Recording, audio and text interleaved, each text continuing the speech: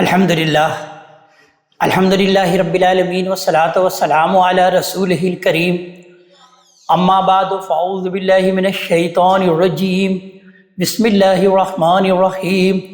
سبح للہ ما فی السماوات وما فی الارض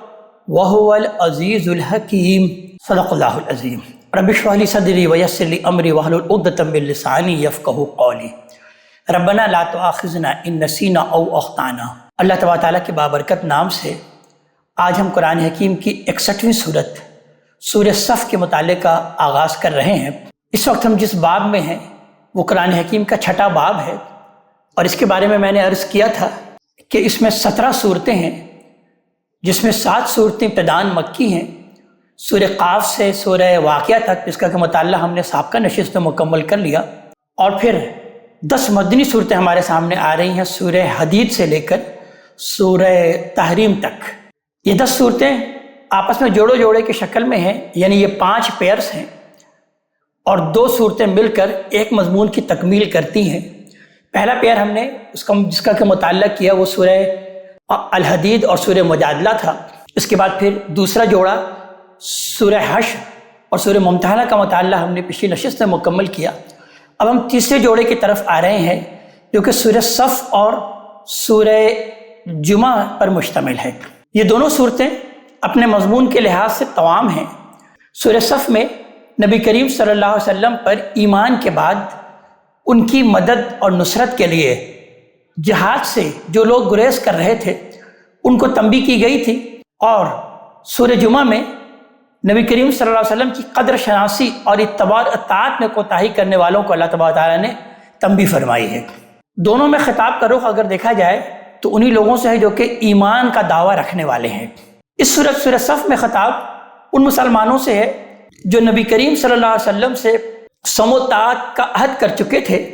لیکن اس کے بعد اللہ کی راہ میں جہاد سے جی چرا رہے تھے۔ ان کو تنبیہ کی گئی کہ اگر عہد اطاعت میں داخل ہو چکنے کے بعد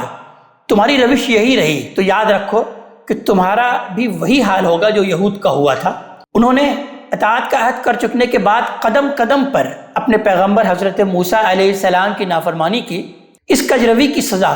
ان کو یہ ملی کہ اللہ تعالیٰ نے ان کے دل بھی اسی طرح کج کر دیے کہ وہ ہمیشہ کے لیے اب ہدایت سے محروم ہو گئے۔ لہٰذا جب حضرت عیسیٰ علیہ السلام ان کے پاس آخری نبی کی بشارت لے کر آئے اور نہایت کھلے ہوئے معجزات دکھائے تو انہوں نے سارے معجزات کو جادو قرار دیا اور ان کو جھٹلا دیا، اور اب وہ اسلام کی مخالفت کے درپے ہیں۔ حالانکہ اسلام ان کے اور مشرکین دونوں کے علی الرغم اس سرزمین کے تمام ادیان پر اللہ تبارک تعالیٰ نے بیان فرمایا کہ وہ تو غالب آ کر رہے گا۔ اس کا پہلا رکوع مکمل ہوتا ہے، اور پھر دوسرے رکوع میں مسلمانوں کو رہنمائی کی گئی کہ وہ صحیح روش کیا ہے جو مسلمانوں کو اختیار کرنا چاہیے، اور جو انہوں نے عہد کیا ہے اس کا یہ لازمی تقاضا بھی ہے۔ ساتھ ہی ان کو اس فتح عظیم کی بشارت دی، یعنی فتح مکہ کی، جو مستقبل قریب میں حاصل ہونے والی ہے، اور بیان کیا گیا ہے کہ اگر وہ اس عہد پر مضبوطی سے قائم رہیں تو اللہ تبارک تعالیٰ ان کو یہ فتح عنقریب عنایت فرمانے والا ہے۔ پھر آخر میں ان کے سامنے ان لوگوں کا نمونہ رکھا جنہوں نے حق کی طرف سبقت اور اس کی تائید اور رفاقت کی نہایت اعلیٰ مثال قائم کی، اور دعوت دی ہے کہ پیروی کے قابل نمونہ انہی کا ہے، یعنی جو عیسیٰ علیہ السلام کے ساتھی تھے، نہ کہ پیروی کا نمونہ اور پیروی کے قابل یہ یہود ہیں جو ہمیشہ کے لیے اللہ کی ہدایت سے اب محروم ہو گئے ہیں۔ آئیے مطالعے کا آغاز کرتے ہیں۔ ارشاد ہوتا ہے بسم اللہ الرحمن الرحیم سبح للہ ما فی السماوات وما فی الارض، زمین اور آسمان کی ہر چیز نے اللہ تبارک تعالیٰ کی تسبیح کی ہے۔ وَهُوَ الْعَزِيزُ الْحَكِيمُ، اور وہ اللہ تبارک تعالیٰ تو زبردست ہے اور کمال حکمت والا ہے۔ یہ پہلی آیت اصلاً تمہید کا جملہ ہے۔ مطلب یہ ہے کہ اپنی راہ میں جہاد کے لیے اللہ تمہارا محتاج نہیں ہے، زمین اور آسمان کی ہر چیز اس کی تسبیح میں سرگرم ہے۔ اس نے تم سے جہاد کا تقاضا کیا ہے تو اس میں تمہارا ہی بھلا ہے۔ کیا تم اس پر بھروسہ نہیں رکھتے کہ اس کی راہ میں جہاد سے جی چراتے ہو؟ اگر یہی بات ہے، اور تم سے بڑھ کر بدقسمت بھلا کون ہوگا جو ایسی زبردست اور صاحب حکمت ہستی پر بھی بھروسہ نہ کرے۔ یہ پہلی آیت تمہید ہے جو کہ تسبیح سے شروع ہوئی، اور ان 10 صورتوں میں ہم دیکھیں گے کہ 5 صورتیں جو ہے وہ تسبیح باری تعالیٰ سے ہیں۔ دو صورتوں کا مطالعہ ہم نے اس سے پہلے مکمل کر لیا. سورہ الحدید، اس کا بھی آغاز تسبیح باری تعالیٰ سے ہوا. اس کے بعد پھر سورہ حشر کا آغاز تسبیح باری تعالیٰ سے ہوا. اور اب یہ تیسری صورت سورہ صف جس کا کیا مطالعہ کر رہے ہیں، یہ بھی تسبیح باری تعالیٰ سے شروع ہو رہی ہے. اس کے بعد پھر اسی کا جوڑا صورت سورہ جمعہ، وہ بھی تسبیح باری تعالیٰ سے ہوگا کہ یسبح للہ ما فی السماوات و ما فی الارض الملک القدوس العزیز الحکیم. اور پھر آخر میں سورۃ تغابن ہم پڑھیں گے، وہ بھی تسبیح باری تعالیٰ سے اس کا آغاز ہوگا کہ یسبح للہ ما فی السماوات و ما فی الارض. اصل مضمون اب آیت نمبر 2 سے شروع ہو رہا ہے، جس میں ایمان کے دعوے داروں سے خطاب کیا جا رہا ہے کہ یا ایھا الذین آمنوا لم تقولون ما لا تفعلون، کہ اے وہ لوگوں جو ایمان لائے ہو، تم وہ بات کیوں کہتے ہو جو کرتے نہیں ہو. اس سے واضح ہے کہ در حقیقت مخاطب وہی منافقین ہیں جو اسلام کے لیے سرفروشی اور جابازی کے لمبے چوڑے دعوے تو کرتے تھے، مگر جب آزمائش کا وقت آتا تو بالکل بزدل ثابت ہوتے اور راہ فرار اختیار کر لیتے تھے. کبر مقتا عند اللہ، اللہ کے نزدیک بہت ناراضگی کی بات ہے کہ ان تقولوا ما لا تفعلون، کہ تم وہ بات کہو جو کرتے نہیں ہو. یعنی قول اور فعل میں تضاد یوں تو ہر حال میں ایک ناپسندیدہ چیز ہے، لیکن اس کی سنگینی اس وقت بہت بڑھ جاتی ہے جب اللہ سے کوئی وعدہ کر کے اور اس کو پورا کرنے کے بڑے بڑے دعووں کے بعد اس کی خلاف ورزی کی جائے. لہذا تمہارا یہ رویہ اللہ کی ناراضگی میں بہت زیادہ اضافے کا باعث بن گیا ہے. اور پھر آیت نمبر 4 میں اللہ تعالیٰ بیان فرما رہے ہیں کہ ان اللہ یحب الذین یقاتلون فی سبیلہ صفا، اللہ تو انہی لوگوں کو پسند کرتا ہے جو اس کی راہ میں صف بستہ ہو کر اس طرح لڑتے ہیں، اس طرح جنگ کرتے ہیں کہ کأنہم بنیان مرصوص، گویا کہ وہ سیسا پلائی ہوئی دیوار ہے. یعنی اللہ کو محبوب تو اس وقت وہ لوگ ہیں جبکہ جہاد کا زمانہ ہے. تو بیان کیا جا رہا ہے کہ اس جہاد کے زمانے میں تو اللہ تبارک تعالیٰ کو محبوب وہی لوگ ہیں جو کہ اللہ کی راہ میں جہاد کرتے ہیں اور پھر جہاد سے راہ فرار اختیار نہیں کرتے، بلکہ اس طرح سے لڑتے ہیں جیسے کہ سیسا پلائی ہوئی دیوار ہوتے ہیں، صف بستہ ہو کر لڑتے ہیں. اور بیان کیا جا رہا ہے کہ یہود کا یہ رویہ ابھی بھی یہی تھا ان کے زمانے میں. لہذا یہود کے حالات زندگی سے ایک واقعہ اللہ تعالیٰ بیان فرما رہے ہیں، بلکہ ایک واقعہ نہیں، کئی واقعوں کی طرف نشاندہی کرتے ہوئے اللہ تعالیٰ نے ارشاد فرمایا کہ وَإِذْ قَالَ مُوسَىٰ لِقَوْمِهِ، اور یاد کرو کہ جب موسیٰ علیہ السلام نے اپنی قوم سے کہا کہ یا قومی لم تؤذوننی، اے میری قوم کے لوگوں تم مجھے کیوں اذیت پہنچاتے ہو، یعنی بار بار نافرمانیاں کر کے مجھے تکلیف کیوں دیتے ہو. ان تکلیفات اور ان اذیت کی تفصیلات بائبل میں بھی موجود ہے اور قرآن میں بھی جگہ جگہ دیکھی جا سکتی ہے. اور ان سے معلوم ہوتا ہے کہ یہود کسی موقع پر بھی خوش دلی کے ساتھ نبی کریم صلی اللہ علیہ وسلم کی اطاعت اور اللہ کی راہ میں جہاد کے لیے کبھی تیار نہیں ہوئے. موسیٰ علیہ السلام نے بار بار نہایت دل سوزی کے ساتھ اس رویے پر اپنے غم و غصے کا اظہار بھی فرمایا، لیکن اس میں کوئی تبدیلی نہیں ہوئی، بلکہ ان کے دلوں کی سختی اور بڑھ گئی. پھر ارشاد ہوا کہ وقت تعلمون انی رسول اللہ علیکم، در حال ہے کہ تم خوب جانتے ہو کہ میں تمہارے پاس اللہ کا رسول ہو کر آیا ہوں. فلما ذاغوا، لیکن اس تنبیہ کے باوجود جب انہوں نے ٹیڑھ اختیار کر لی، ازاغ اللہ قلوبہم، تو اللہ تبارک تعالیٰ نے ان کے دل ٹیڑھے کر دیے. واللہ لا یہدی القوم الفاسقین، اور اللہ تبارک تعالیٰ تو ایسے نافرمان لوگوں کو کبھی رایاب نہیں کرتا. یہ وہ سزا ہے جو اللہ تعالیٰ نے اپنی سنت کے مطابق ان کو دی. قرآن نے جگہ جگہ بتایا ہے، ہم نے اس کو پڑھا کہ انسان اللہ تعالیٰ کی ہدایت سے اعراض کا اگر فیصلہ کر لے اور جانتے بوجھتے حق سے انحراف کرے تو یہ ظلم اور فسق ہے، اور اللہ کسی ظالم اور فاسق کو ہدایت نہیں دیتا، یہ اللہ تعالیٰ کا قانون ہے، بلکہ اسے گمراہی کے اندھیروں میں بھٹکنے کے لیے چھوڑ دیتا ہے، یہاں تک کہ کجروی سے اس کا دل اور اس کی فکر بھی کج ہو جاتی ہے اور وہ ہمیشہ کے لیے اللہ کے ہدایت سے محروم ہو جاتا ہے. اور پھر آگے بیان کیا جا رہا ہے کہ یہود کی یہ ٹیڑھ اسی طرح قائم رہی کہ یہاں تک کہ حضرت عیسیٰ علیہ السلام ان میں مبعوث ہوئے، اور ان کا تذکرہ کر رہے ہیں اللہ تبارک تعالیٰ آیت نمبر 6 میں کہ وَإِذْ قَالَ عِيسَى ابْنُ مریم، اور اس وقت کو بھی یاد کرو کہ جب کہ عیسیٰ ابن مریم نے کہا یا بنی اسرائیل انی رسول اللہ علیکم، وہ بھی بنی اسرائیل کی طرف ہی رسول بنا کر بھیجے گئے تھے، تو انہوں نے کہا کہ اے بنی اسرائیل میں اللہ کا رسول ہوں تمہاری طرف. مصدقا لما بین یدی من التوراہ، تورات کی ان پیشن گوئیوں کا مصداق ہوں جو مجھ سے پہلے موجود ہیں۔ تورات کی یہی پیشن گوئیاں تھیں جن کی یاد دہانی حضرت عیسیٰ علیہ السلام کی بعثت سے پہلے حضرت یحییٰ علیہ السلام نے بھی کرائی تھی، اور بنی اسرائیل کے شہروں میں ان کی منادی اس شان کے ساتھ کرائی گئی تھی کہ ہم جانتے ہیں کہ در و دیوار گونج اٹھے تھے۔ اس لیے ارشاد ہوتا ہے کہ وَإِذْ قَالَ عِيسَى ابْنُ مَرْيَمَ، اور یاد کرو کہ جب کہ کہا عیسیٰ ابن مریم نے، یا بنی اسرائیل انی رسول اللہ علیکم، کہ اے بنی اسرائیل میں تمہاری طرف اللہ کا بھیجا ہوا رسول ہوں، مصدقا لما بین یدی من التوراہ، تورات کی ان پیشن گوئیوں کا مصداق ہوں جو مجھ سے پہلے موجود تھی، وہ مبشر برسول، اور ایک رسول کی بشارت دینے والا ہوں، یاتی من بعد اسمہ احمد، جو کہ میرے بعد آئے گا اور جس کا نام احمد ہوگا۔ یعنی تورات کو اپنی نبوت اور رسالت کی دلیل کے طور پر انہوں نے پیش کیا، اور انہوں نے پھر تورات کو پیش کرنے کے بعد آنے والے رسول کی بشارت دی۔ نبی کریم صلی اللہ علیہ وسلم کی بشارت اگرچہ تمام انبیاء نے دی، لیکن حضرت عیسیٰ علیہ السلام کی بشارت بعض پہلوؤں سے اگر غور کیا جائے تو بڑی مختلف تھی۔ ایک یہ کہ اس بشارت کو انہوں نے اپنی بعثت کا خاص مقصد بھی بتایا، یعنی یہ بتایا کہ یہ ان کا کوئی ضمنی کام نہیں تھا، لہٰذا ان پر جو صحیفہ نازل ہوا اس کا نام ہی انجیل ہے، جس کے معنی یونانی میں بشارت کے ہیں، اور اس نام کی کوئی وجہ اگر سمجھ میں آتی ہے تو وہ یہی ہے کہ ان کا امتیازی وصف اور خاص مشن یہی تھا کہ اپنے بعد آنے والے آخری رسول کی بشارت دیں۔ آسمانی بادشاہت سے وہ اسی رسول کے عہد مبارک کو تعبیر کرتے تھے، اور اپنی تمثیلات میں ان کے ظہور اور ارتقاء کی پوری تصویر کھینچ دیتے تھے۔ دوسرا یہ کہ یاتی من بعدی کے جو الفاظ اس میں آئے ہیں، انہوں نے اس رسول کے ظہور کا زمانہ بھی پوری قطعیت اور پوری حتمیت کے ساتھ متعین کر دیا کہ یہ اب آنے والے ہیں۔ لہٰذا کوئی انصاف پسند شخص اس بات کا انکار نہیں کر سکتا کہ حضرت عیسیٰ علیہ السلام کے بعد تنہا نبی کریم صلی اللہ علیہ وآلہ وسلم ہی کی شخصیت ہے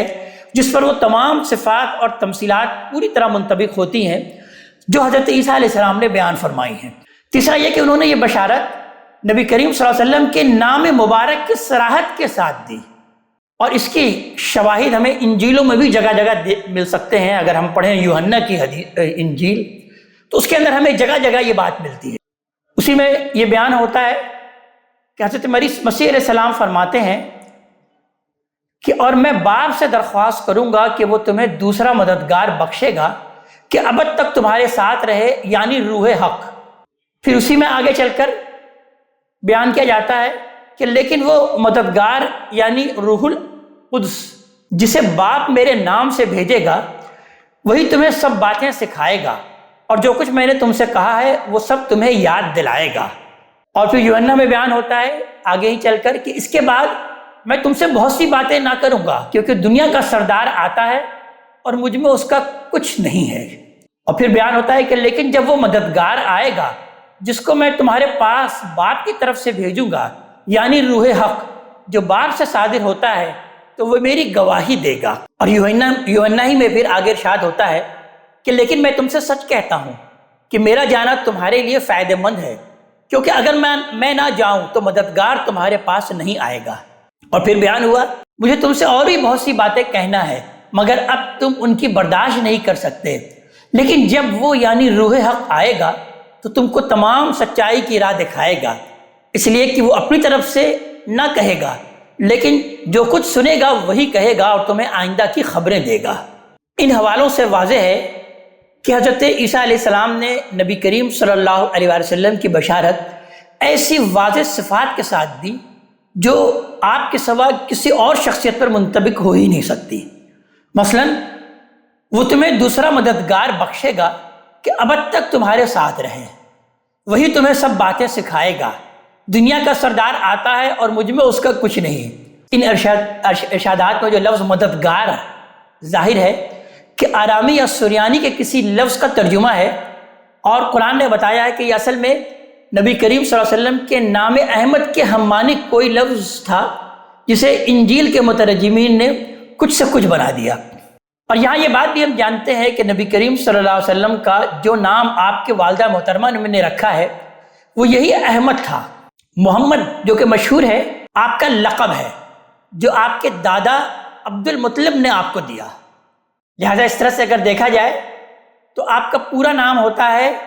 ابو القاسم محمد احمد صلی اللہ علیہ وآلہ وسلم۔ اور یہ جانتے ہیں کہ عربوں کی جو روایت ہے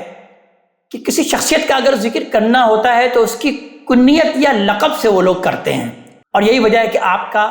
تذکرہ خواہ وہ قرآن میں ہو یا حدیث میں ہو یا تاریخ میں آپ کا یہ نام احمد بہت کم استعمال ہوا۔ تو فلما جاءہم بالبینات، مگر جب ان کے پاس جب وہ کھلی کھلی نشانیاں لے کر آ گئے، قالوا ھذا سحر مبین، تو انہوں نے کہا یہ تو کھلا ہوا جادو ہے۔ انجیل میں اس کی وضاحت ہے کہ حضرت مسیح علیہ السلام نے جو غیر معمولی معجزات دکھائے، مثلا مردوں کو زندہ کر دیتے تھے بِإِذْنِ اللہ کہہ کر،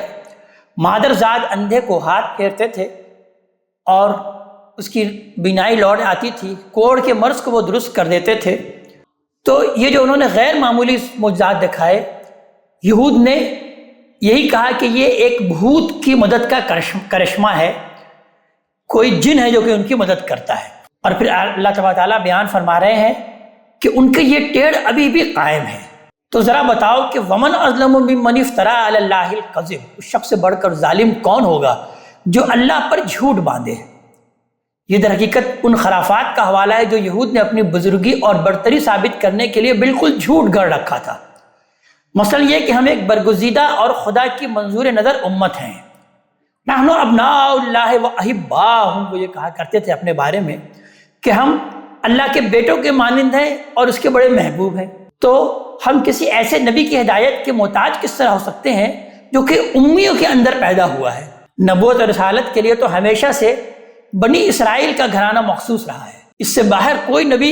کس طرح پیدا ہو سکتا ہے؟ اسی زمین میں یہ بات بھی انہوں نے گھڑ رکھی تھی کہ ہمیں تو یہ ہدایت ہے کہ ہم کسی ایسے شخص کے دعوے کی نبوت کی تصدیق ہی نہیں کریں گے جس کی پیش کی ہوئی قربانی کو کھانے کے لیے آسمان سے آگ نہ اترے۔ اس کی تفصیل ہم سورہ آل عمران میں پڑھ چکے۔ تو یہاں بیان ہوا کہ ومن اظلم ممن افتری علی اللہ الکذب، اس شخص سے بڑھ کر ظالم کون ہوگا جو کہ اللہ پر جھوٹ باندھے، وہو یدعی الی الاسلام، درا حال ہے کہ اسے اسلام کی طرف بلایا جا رہا ہو۔ واللہ لا یہدی القوم الظالمین، حقیقت یہ ہے کہ اس طرح کے ظالم لوگوں کو اللہ ہدایت نہیں دیا کرتا۔ یہ در حقیقت اسی سنت الہی کی طرف اشارہ ہے جس کا ذکر ابھی اس سے پہلے سورہ 5 میں ہوا کہ فلما ذاغوا ازاغ اللہ قلوبہم واللہ لا یہدی القوم الفاسقین، کہ جب انہوں نے ٹیڑھ کی روش اختیار کی تو اللہ تبارک تعالیٰ نے بھی ان کے دل ٹیڑھے کر دیے، کج کر دیے، اور اللہ تبارک تعالیٰ تو ایسے فاسق لوگوں کو ہدایت نہیں دیا کرتا۔ آگے آیت نمبر 8 میں بیان ہو رہا ہے کہ یریدون لیطفئوا نور اللہ بافواہہم، اللہ کے اس نور کو وہ اپنے منہ کے پھونکوں سے بجھا دینا چاہتے ہیں۔ واللہ متم نورہ، اور اللہ کا فیصلہ ہے کہ وہ اپنے نور کو پورا کر کے رہے گا، اس کا اہتمام کر کے رہے گا۔ ولو کرہ الکافرون، خواہ وہ ان منکروں کو کتنا ہی ناگوار گزرے، ان کافروں کو کتنا ہی ناگوار گزرے۔ اور پھر بیان ہوا کہ هو الذی ارسل رسولہ بالہدی والدین الحق، وہی اللہ تبارک تعالیٰ جس نے اپنے رسول کو ہدایت اور دین حق کے ساتھ بھیجا ہے، لیظہرہ علی الدین کلہ، تاکہ اس سرزمین کے تمام ادیان پر اس کو غالب کر دے، ولو کرہ المشرکون، خواہ یہ مشرکوں کو بھی کتنا ہی ناپسند ہو۔ دیکھا جائے تو یہ ایک واضح پیشن گوئی ہے جو حرف بحرف صحیح ثابت ہوئی ہے، اور دین حق کا غلبہ پورے جزیرہ نماء عرب میں قائم ہو گیا۔ یہود کے منکرین اور قریش کے مشرکین دونوں کے خواہشات کے برعکس، ان کے خواہشات کے علی الرغم، ہم نے دیکھا کہ یہ غلبہ جزیرہ نماء عرب میں قائم ہوا، اور جس نور کو، جس روشنی کو وہ اپنی منہ کے پھونکوں سے بجھا دینا چاہتے تھے، اللہ تبارک تعالیٰ نے اس کو ہر لحاظ سے کامل کر دیا۔ اور یہ ایک سنت الہی کا ظہور تھا جسے رسولوں کے باب میں جگہ جگہ ہم پڑھ بھی چکے ہیں کہ رسولوں کے اتمام حجت کے بعد، ان کی طرف سے جب اتمام حجت ہو جاتا ہے تو اللہ تبارک تعالیٰ انہیں غلبہ عطا فرماتے ہیں اور ان کے منکرین پر اپنا عذاب نازل کر دیتے ہیں۔ ابھی سورہ مجادلہ میں ہم نے اس بات کو پڑھا کہ لَأَغْلَبَنَّ أَنَا وَرُسُلِي، کہ جس میں اللہ تعالیٰ نے بیان فرمایا کہ میں اور میرے رسول تو ہر حال میں غالب آ کے رہیں گے۔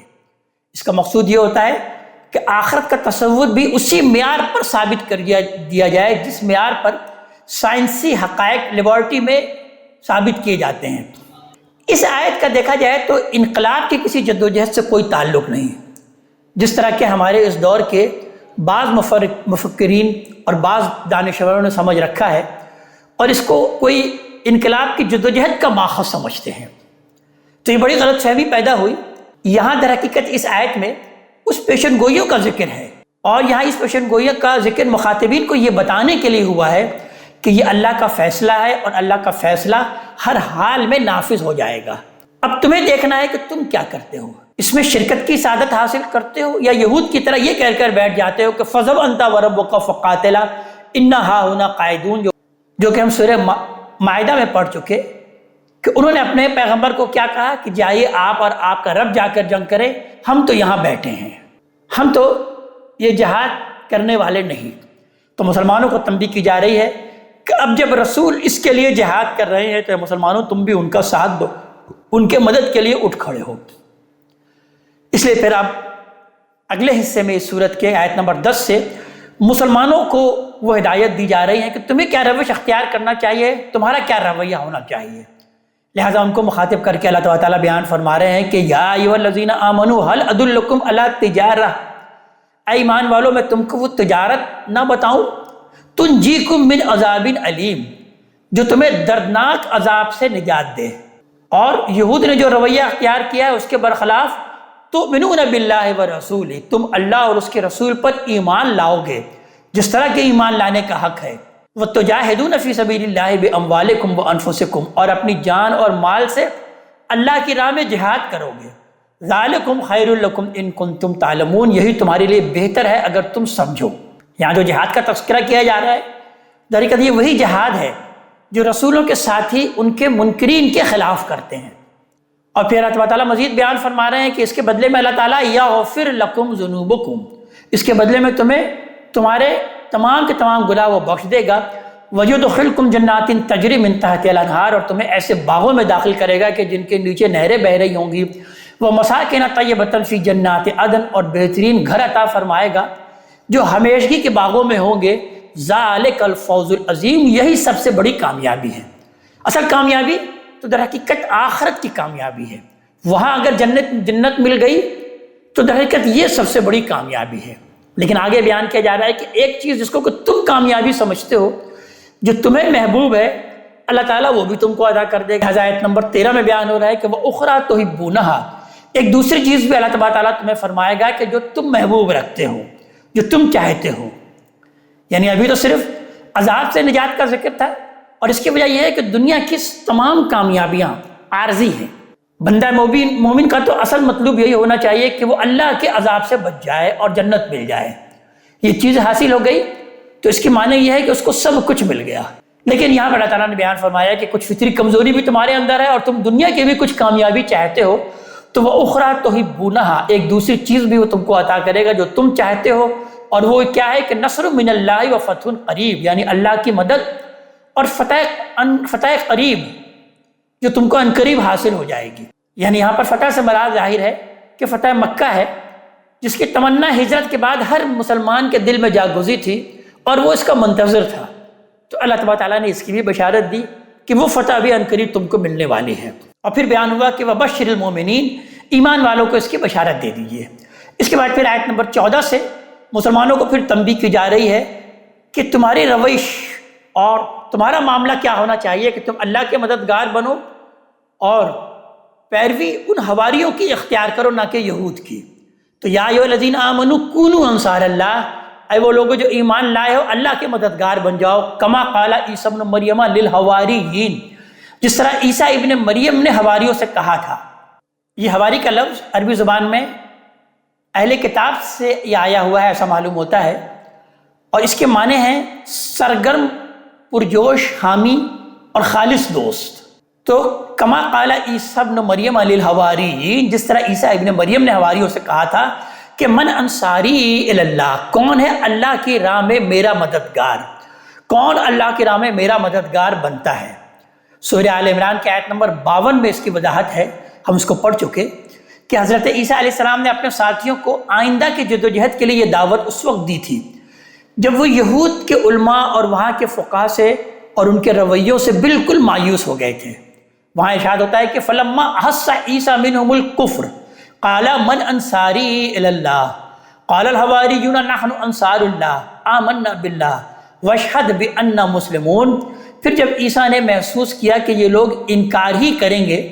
تو انہوں نے حواریوں سے کہا کہ کون اللہ کی راہ میں میرا مددگار ہوتا ہے؟ حواریوں نے جواب دیا ہم ہیں اللہ کے مددگار، ہم اللہ پر ایمان لائے ہیں اور آپ گواہ رہیے کہ ہم نے سر تسلیم خم کر دیا ہے۔ اس کے لیے جو الفاظ اصل میں آئے ہیں ان سے یہ بات نکلتی ہے کہ مسیح علیہ السلام نے فرمایا کہ میں تو اللہ کی راہ میں نکل پڑا ہوں، اب جس میں حوصلہ ہو وہ اٹھے اور میرا ساتھ دے۔ کما قال عیسیٰ ابن مریم للحواریین، جس طرح عیسیٰ ابن مریم نے حواریوں سے کہا تھا کہ من انصاری الی اللہ، کون اللہ کے راہ میں میرا مددگار بنتا ہے؟ تو قال الحواریون نحن انصار اللہ، تو حواریوں نے جواب دیا کہ ہم ہیں اللہ کے مددگار، یعنی ہم اس کام میں حصہ لینے کے لیے تیار ہیں جو اللہ تعالیٰ اپنی قوت کے ذریعے سے کرنے کے بجائے اپنے بندوں کے ذریعے سے کرنا چاہتا ہے، ہم اس میں حصہ لینے کے لیے تیار ہیں۔ حضرت عیسیٰ علیہ السلام کے ساتھ حواریوں کے اس مکالمے کا حوالہ مسلمانوں کو ترغیب کے لیے ہے کہ اپنے سے پہلے کہ کسی گروہ کی پیروی اگر کرنی ہے تو حواریوں کے نقش قدم پر چلو، جنہوں نے یہود کی طرح پیغمبر کی اطاعت سے انحراف کے طریقے اختیار نہیں کیے بلکہ اس کے ایوان اور انصار بن کر کھڑے ہو گئے۔ فآمنت طائفۃ من بنی اسرائیل، لہذا بنی اسرائیل میں سے ایک گروہ ایمان لے آیا، وکفرت طائفہ، اور ایک بڑا گروہ اپنے کفر پر جمع رہا، یعنی ایک مختصر سا گروہ تو ایمان لے آیا اور ایک بڑا گروہ وہ ایمان نہیں لایا اور کفر پر ہی جمع رہا۔ فأیدنا الذین آمنوا علی عدوہم، پھر ہم نے ایمان والوں کو ان کے دشمنوں کے مقابلے میں مدد کی، فاصبحوا ظاہرین، تو وہی غالب ہو کر رہے۔ یہ بھی ٹھیک اسی سنت کا ظہور ہے جس کا ذکر ابھی نبی کریم صلی اللہ علیہ وسلم کے معاملے میں ہوا کہ یہود چونکہ قیامت تک کے لیے اللہ کی دنونت کا نمونہ بنائے گئے ہیں، اس لیے عذاب استیصال کے بجائے عیسیٰ علیہ السلام کے ماننے والوں کا غلبہ ان پر قیامت تک کے لیے قائم کر دیا گیا۔ سورہ آل عمران کی آیت نمبر 55 میں قرآن نے اس کی صراحت فرمائی ہے، جس کو کہ ہم پڑھ بھی چکے، کہ اذ قال اللہ یا عیسیٰ انی متوفیک ورافع الیک ومطہرک من الذین کفروا وجاعل الذین اتبعوک فوق الذین کفروا الی یوم القیامہ ثم الی مرجعکم فاحکم بینکم فیما کنتم فیہ تختلفون۔ اس وقت جب اللہ نے کہا اے عیسیٰ میں نے فیصلہ کیا ہے کہ تجھے قبض کر لوں گا اور اپنی طرف اٹھا لوں گا اور تیرے ان منکروں سے تجھے پاک کروں گا اور تیری پیروی کرنے والوں کو قیامت کے دن تک ان منکروں پر غالب رکھوں گا، پھر تم سب کو بالآخر میرے پاس آنا ہے، تو اس وقت میں تمہارے درمیان ان چیزوں کا فیصلہ کر دوں گا جن میں تم اختلاف کرتے رہے ہو۔ تو اس بات کو بیان کیا اس صورت کے آخر میں کہ فَأَيَّدْنَا الَّذِينَ آمَنُوا عَلَىٰ عَدُوِّهِمْ، پھر ہم نے ایمان والوں کو ان کے دشمنوں کے مقابلے میں مدد کی، فَأَصْبَحُوا ظَاہِرِينَ، تو پھر وہی غالب ہو کے رہے۔ اس آیت پر یہ سورہ مبارکہ اپنے ختام کو پہنچتی ہے۔ اللہ تبارک تعالی ہمیں اپنے کلام کا فہم عطا فرمائے، عمل کی توفیق عطا فرمائے۔ اقول قولی ھذا واستغفر اللہ لی ولکم ولسائر المسلمین والمسلمات۔